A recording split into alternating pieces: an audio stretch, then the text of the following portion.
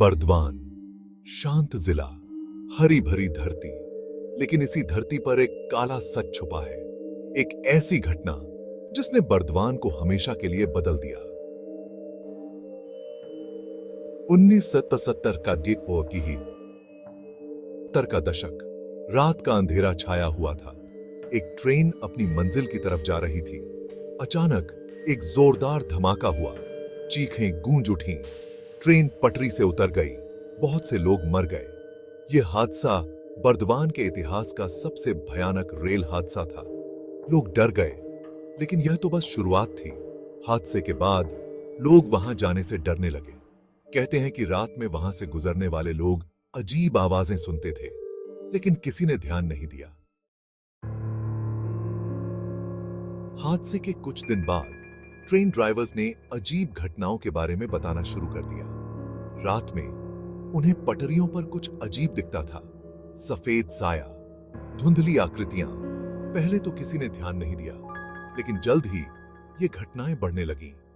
Train चालक डरने लगे। एक ड्राइवर ने बताया कि उसने एक औरत को पटरियों पर चलते देखा। उसके बाल लंबे और बिखरे हुए थे। उसकी सफेद साड़ी हवा में लहरा रही थी।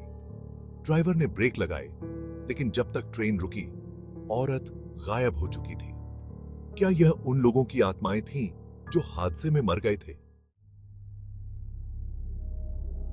हर दिन घटनाएं और भी डरावनी होती गईं। कुछ ड्राइवर्स ने बताया कि उन्होंने ट्रेन के सामने बच्चों को खेलते देखा। एक ड्राइवर ने कहा कि उसने एक बूढ़े आदमी को पटरियों पर बैठे देखा। वह रो रहा था और मदद मांग रहा था।